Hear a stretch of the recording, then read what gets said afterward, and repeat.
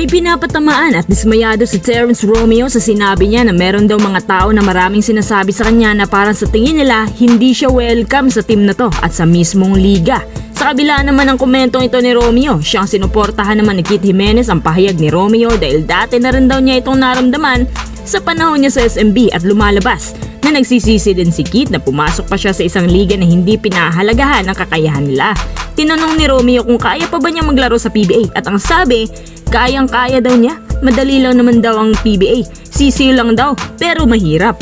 At ang ibig sabihin niya, madaling maglaro pero mahirap daw makapasok. Hindi naman daw kasi binavalue yung kakayahan nilang mga players at ang dami daw sinasabi tungkol sa kanya. Matatandaan, nung pinamigay ng SMB si Romeo sa Terra Firma, walang statement ang SMB.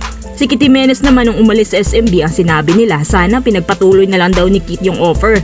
Kahit bangko pero gagamitin naman daw nila kahit papano. Paano nga alis? Mas malaki pang sahod ng mga hindi kilalang players sa MPBL kesa sa kanya na nasa Pro League. Ano pala yung mga umano'y sinasabi ng SMB kay Terrence Romeo? Ano pala yung tinutukoy niya na mahirap daw maglaro sa isang team at liga na hindi ka welcome? Ayon sa mga sources ng spin mula sa loob, sinasabihan daw siya na parang words of discouragement, lalo na na-injury prone siya. Well, hindi pa ba sanay si Romeo sa ganitong palakad sa PBA? Si James Yap nga nasusi sa Grand Slam kung saan-saan na lang na team napunta hanggang sa nagretiro na lang siya tahimik.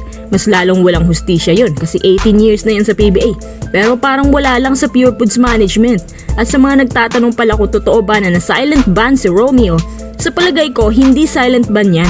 Sadyang wala lang talagang nagkaka-interes kay Romeo unlike Greg na 6 teams ang interesado pero hindi pinapagalaw.